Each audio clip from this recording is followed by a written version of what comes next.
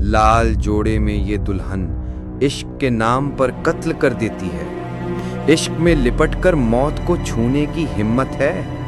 क्या तुम इस खूनी प्यार को संभाल पाओगे?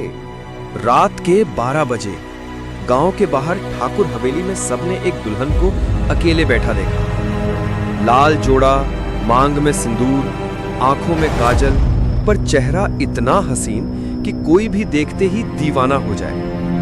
गांव में कहते हैं, जिसने भी उस दुल्हन से नजदीकियां बढ़ाई वो जिंदा वापस नहीं लौटा। शहर का लड़का अजय अपनी गर्लफ्रेंड रिया के साथ गांव में आया। रात को दोस्त बोले, अगर मर्द है तो उस हवेली में जाकर उस हवसी दुल्हन को छू कर दिखा। अजय को लगा सब अफवाहें हैं। उसने रिया को भी साथ ले लिया, रोमांस का बहाना भी बन जाएगा। रात को अजय और रिया चुपके से हवेली में घुसे। अंदर जाते ही खुशबू आई, जैसे कोई दुल्हन अभी अभी गुलाब के इत्र में नहाकर बैठी हो। अजय के कदम एक कमरे तक पहुंचे और रिया का हाथ पकड़े वो अंदर गया।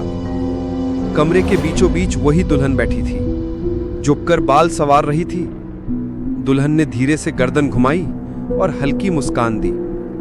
उसके होंठ लाल, गाल गुलाबी और आंखों में ऐसा नशा कि अजय और रिया दोनों को पल भर में मदहोशी सी छाने लगी। दुल्हन ने धीरे से अपनी लाल चुनरी गिरा दी। अब उसका सफेद और लाल कढ़ाई वाला ब्लाउज साफ दिख रहा था, जिससे उसके कंधे झांक रहे थे। उसने अजय को इशारे से पास बुलाया। अजय ने रिया की ओर देखा, पर रिया को जैसे कुछ समझ ही नहीं आया। उसकी आंखें बोझिल हो गई। अजय दुल्हन के इतना पास गया कि उसकी सांसों की गर्मी अजय के गले पर लगने लगी। दुल्हन ने उसके गले पर होंठ रख दिए, एक हल्की सी गीली चुंबन। अजय की आंखें पलटने लगी। वो खुद को रोक नहीं पा रहा था। दुल्हन ने धीरे धीरे अपने बालों को हटाया और अजय का हाथ अपनी कमर पर रखा। उसके होंठ अब अजय के होंठों से मिलने लगे। कमरे में अजीब सी गंध भर गई, जैसे गुलाब और खून एक साथ महक रहे हों। अजय ने अपने होश खो दिए। वो रिया को भूल चुका था। उसके हाथ दुल्हन की पीठ पर फिसलने लगे। दुल्हन ने अपने खून से सने होंठ अजय के होंठों पर जमाए और उसे जोर से काट लिया। रिया को जैसे ही होश आया, उसने देखा कि अजय दुल्हन को अपनी बाहों में जकड़े हुए था, पर दुल्हन के नाखून अजय की गर्दन में धंसे हुए थे। रिया ने चीख कर कहा, अजय हट जाओ, ये भूत है।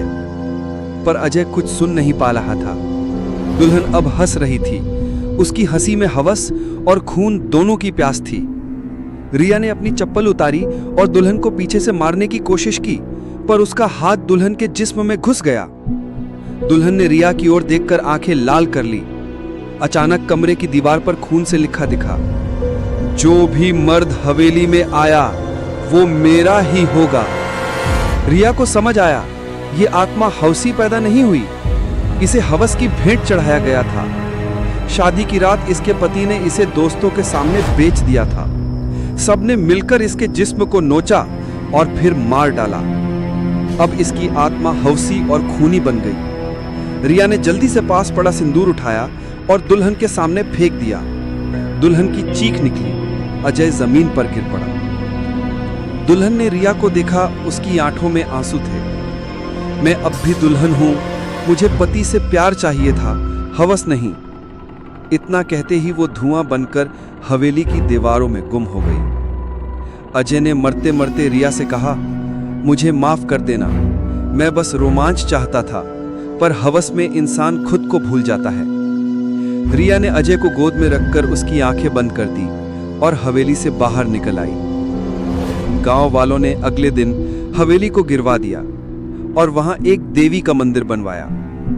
कहते हैं, हवसी और खूनी दुल्हन अब भी वही है, पर अब वो उन मर्दों की आत्मा ले जाती है जो प्यार के नाम पर सिर्फ हवस चाहते हैं। इस कहानी से हमें ये सीखने को मिलता है कि प्यार में इज्जत और वफा होनी चाहिए। अगर उसमें हवस हावी हो जाए तो इंसान भी खून से लथपथ दुल्हन का शिकार बन सकता है। धन्यवाद।